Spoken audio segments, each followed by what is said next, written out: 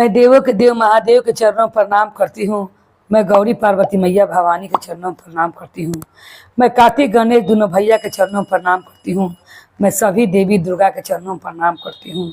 जितने गुरु भाई बहन लोग उनको मैं प्रणाम करती हूँ और महादेव से ही दया मांगती हूँ कि हे महादेव आप सब पर दया कीजिए, आप पल पल दया कीजिए। हे महादेव गुरु भाई बहन लोग, आज आप लोग में महादेव के कथा सुनाने वाली हूँ। कैसे संध्या को बेटा को महादेव पर भरोसा हो जाता है और कैसे महादेव संध्या का बेटा का प्यार लुटाते हैं और कैसे उनका घर को बसाते हैं, इसी के बारे में कथा है गुरु भाई बहन लोग। संध्या अपने पति और बेटी और पवन पुत्र के संग रहती थी। संध्या का बेटा का नाम पवन था। पवन एक लड़की से प्यार करता था। उस लड़की के नाम आराध्या था। आराध्या भी पवन से उतने प्यार करती थी जितना प्यार पवन करता था। मगर आराध्या को ये मालूम नहीं था कि पवन का घर द्वार नहीं है और एक किराए घर में रहता है, क्योंकि संध्या के जो पति था उनका घर द्वार था, मगर वो पुराना सारा मकान बेचकर अपने बिजनेस के लिए सारा पैसा लगाकर वो बंगलोर जाकर रहने लगते हैं। और उधर संध्या खीस में अपने पवन पुत्र और बेटी के संग यहीं पर रह जाती हैं, क्योंकि वो नहीं चाहती थी कि वो मकान बेचें, मगर वो मकान बेचकर बिजनेस के लिए बंगलोर चले जाते हैं। वहीं पर अपना बिजनेस खड़ा कर लेते हैं और कितनों बुलाते हैं, मगर पवन की मम्मी वहाँ नहीं जाती है, क्योंकि उनका मन में बहुत तकलीफ रहता है कि मेरा जिसमें मैं उतर कर आई थी वो मेरा पति ने मेरा घर द्वार बेचकर और अपने काम धंधे के लिए पैसे को लगा डाले हैं। इधर जब आराध्या को मालूम चलता है कि पवन के पास घर द्वार नहीं है और पैसा कौड़ी नहीं है, वो पवन से मिलना जुलना कम कर देती है। अब पवन बहुत चिंता में हो जाता है और सोचते रहता है कि मैं उसके बिना रह नहीं सकता हूँ और मैं उसे विवाह करना चाहता था। वो मुझसे विवाह करवादा करके आज मेरे घर नहीं है तो मुझसे विवाह करना नहीं चाहती है, कि कोई लड़की जानती थी पहनावा ओढ़ावा देखकर पवन सुंदर था कि कोई बड़े घर का लड़का है और इसके पहनावा ओढ़ावा इतने अच्छे हैं तो इसका घर द्वार भी होगा। मगर जब वो असली बात जानती है उस दिन से दूरी पवन से बनाने लगती है। पवन की माँ ये संध्या थी, वो रोज़ रोज़ चर्चा में जाती थी। पवन रोज़ रोज़ अपने माँ को बोलता था कि क्यों तुम भगवान को मानती हो, भगवान ने तुम्हें क्या दे दिया है। एक पापा भी संग थे, उनका भी भगवान ने मति को अंध बंद कर दिया और वो हम लोग को छोड़कर अपने बिजनेस के लिए बंगलोर चले गए और हम लोग यहाँ पर किराए के रूम में रह रहे हैं। आज मैं जिस लड़की से प्यार करता था वो किराए के घर देखकर आज मुझसे रिश्ता तोड़ना चाहती है और वो मुझसे विवाह भी नहीं करना चाहती है। पवन की माँ कहती, पुत्र महादेव पर विश्वास रखो, मैं जैसे महादेव से रोज दया मांगती हूँ, आज मैं तुम्हारा भी नाम की घोषणा करवा दूंगी। चर्चा में जाऊंगी तो तुम तो ऐसे ही पहले भला बुरा महादेव के बोलते हो, तुम भी रोज दया मांगना और तुम्हारे जो मन में लालसा है वो प्रभु जरूर पूरा करेंगे। तुम्हारा प्यार तुम्हें जरूर मिल जाएगा और तुम्हारे पास घर भी हो जाएगा। पवन कहता है, ठीक है, अगर आपको इतना ही विश्वास है आपके महादेव पर तो मेरा भी नाम का घोषणा करवा दीजिएगा। इधर संध्या जाती है चर्चा में और जाकर पवन के नाम का घोषणा करवाती है और 3 सूत्र अपने पुत्र को बताती है और कहती है, बेटे तुम घर में 3 सूत्र का पालन करना और नमः शिवाय का जाप करना और महादेव से तुम्हें जितना दुख है वो कहना, सब प्रभु तुम्हें पूरा करेंगे। अब इधर पवन जो था वो रोज रोज महादेव से दया मांगने लगता है और 3 सूत्र का पालन करता है और वो मंदिर उसके बगल में ही था, घर के किराए में जिसमें रहता था। वो जाकर मंदिर में बैठकर नमः शिवाय के जाप करता पवन और कहता कि हे महादेव, मैंने माँ के बात मानकर मैंने आप पर विश्वास किया है और मैं जिस लड़की से प्यार करता था मैं उसी से विवाह करना चाहता हूँ, मगर मेरे पास घर ना होने के कारण उस लड़की ने मुझसे नाता निश्ता तोड़ दिया है।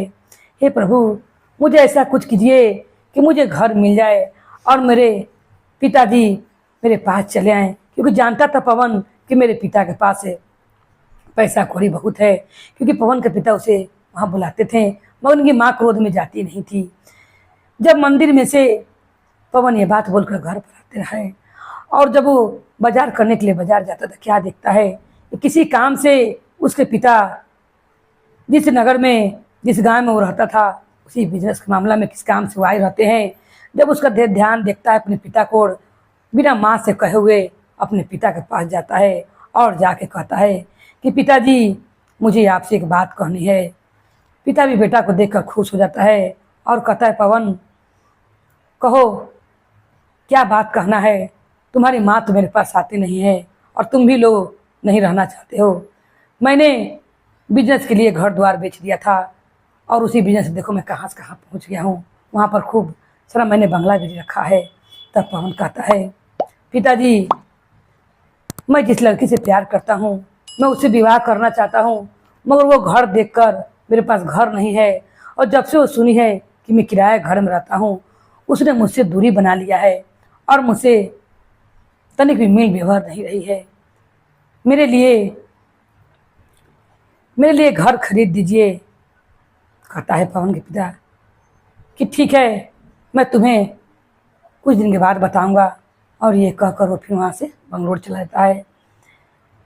इधर ये सोचता है इसका मन पवन का कि वो कह कर तो चले गए, मगर क्या जाने वो वहाँ पर आएंगे कि नहीं आएंगे, और वो मेरे लिए घर खरीदेंगे कि नहीं खरीदेंगे, और मेरा विवाह फिर होगा कि नहीं होगा जिस लड़की से मैं प्यार करता था। ये सोचकर पवन बहुत ही मन दुखी होता है और अपनी माँ से कहता है कि हे माँ, मैं क्या करूँ, मैं उस लड़की के बिना जी नहीं सकता हूँ और मैं जब भी विवाह करूँगा तो उसी से करूँगा। उतने में वो इतना प्रभु का ध्यान करता था कि महादेव उसके सपने में आते हैं और कहते हैं कि तुम निराश नहीं हो, तुम जिस लड़की से आते हो उसी लड़की से तुम्हारा विवाह होगा और तुम्हारे पिता तुम्हारे लिए घर भी खरीद के तुम्हें देंगे और तुम्हारा विवाह भी उसी से होगा। महादेव इस स्वप्न देखा कर उसे चले जाते हैं। भोर में स्वप्न देख कर उठता है पवन, उसको अंदर से बहुत खुशी रहता है और माँ से कहता है कि हे माँ, मैंने रात को स्वप्न में महादेव को देखा। जिस मंदिर में पूजा करने जाता हूँ वो ऐसा ही प्रभु को देखा हूँ, बड़े बड़े जटा, हाथ में त्रिशूल, माता पार्वती कार्तिक गणेश के गोद में लिए हुए बैठे हुए हैं और उन्हें कहा है कि तुम्हारे पिता तुम्हें घर जरूर दिलाएंगे और तुम्हारा विवाह भी उसी लड़की के संग होगा। इधर उनका पिता फोन करते हैं, मोबाइल नंबर दे लेता है पवन और कहते हैं कि बेटा, तुम कहाँ मकान लेना चाहते हो, वहीं पर मैं तुम्हें मकान दिवा दूंगा, बोलो। तब पवन कहता है, पिताजी, जहाँ पर मैं रहता हूँ वहीं पर मुझे एक फ्लैट दिला दीजिए और मैं यहीं से ही पर विवाह भी कर लूँगा, मेरा विवाह भी हो जाएगा। तब पवन के पिता उसे एक खूब बड़ा सा घर दिलवा देते हैं। ये बात की खबर जब रात के लगे जाता है और वो सुनती है कि पवन बहुत बड़ा मकान ले लिया है।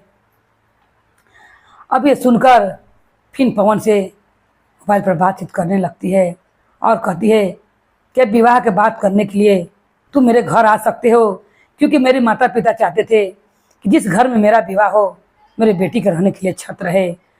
अब तुम आकर बात कर सकते हो। वो भगवान को घर पाकर बहुत पवन प्रसन्न होता है और महादेव के मंदिर में जाकर कहता है कि हे प्रभु, मैंने माँ को तो बहुत भला बुरा कहा था जब वो चर्चा में जाती थी तब, और मैं कहता था कि आपको प्रभु ने क्या दिया है, जहाँ तक आपने आपका पति को आपसे दूर कर दिया है। हे महादेव, आपने एक कामना तो पूरा कर दिया कि राधा ने मुझे विवाह के लिए अपने माता पिता से बात करने के लिए बुलाया है। आप उसी तरह मेरे पिताजी को भी हम लोग के संग रहने के लिए उनका मर्जी करवा दीजिए हे महादेव, उनका भी मन बदल जाए और हम लोग पूरा परिवार साथ रहने लगे। इतना प्रार्थना कर कर वो लड़की वाला के घर जाता है और अपने शादी के बात ठीक कर लेता है। धूमधाम से ब्याह की तैयारी चलने लगता है। उतने में जब पवन के पिता को मालूम चलता है कि पवन का विवाह ठीक हो गया है, वो ढेर सारा कपड़ा लत्ता लेकर आते हैं। तब पवन कहता है कि पिताजी, मैं कुछ भी स्वीकार नहीं करूँगा, आपने मुझे घर दिलवा दिया है, आज आप ही कारण मेरा विवाह हो रहा है, मगर इतना सारा जब लेकर आए हैं बहू के लिए कि सामान सब है, आप मेरे हम लोग के संग रहिए तभी मैं सब स्वीकार करूँगा। पिता बाप बेटा के बात के आगे मजबूर हो जाता है और वहाँ से जब बंगलुरु रहता था वहाँ से अपना बिजनेस यहाँ पर फिर कर लेता है और यहीं पर पूरा परिवार के साथ रहने लगता है। इधर विवाह धूमधाम से हो जाता है और पवन, उसकी माँ और पत्नी बहन सब प्रेम भाव से मिल व्यवहार करने लगते हैं और भोले बाबा के मंदिर में रोज जाकर पूजा पाठ करते हैं और उसकी माँ रोज रोज चर्चा बजाने लगती है। पवन अपनी पत्नी से कहता है कि देखो, आज महादेव के देला के ही कारण तुम मेरे पास हो। तुम मेरी माँ को कभी भी कुछ नहीं कहना और मेरी माँ को चर्चा में जाने से कभी नहीं रोकना, क्योंकि माँ का ही रास्ता दिखाया हुआ है। मेरा तो विश्वास ही नहीं था और मुझे तनिक भी उम्मीद नहीं था कि मेरा विवाह तुमसे होगा, क्योंकि तुम्हारा तो अपना घर का सपना था और मेरे पास अपना घर भी नहीं था। मगर देखो, आज महादेव की कृपा से जो पिता हम लोग से दूर हो गए थे वो पास भी हो गए और उन्हीं ने मुझे घर भी दिलवा दिया है। पत्नी कहती है, मैं कभी भी आपको माँ को चर्चा में जाने से नहीं रोकूंगी और कभी भी मैं उन्हें कुछ भी नहीं कहूँगी, क्योंकि उन्हीं कारण आज हम लोग एक हुए हैं। तो हे महादेव, जिस तरह आपने पवन को घर दिलवाया और उनको मन चाहा पत्नी भी दिया, हे प्रभु आप उसी तरह सबके प्रार्थना को स्वीकार कीजिए और सब पर दया की पैसी बने रहिए।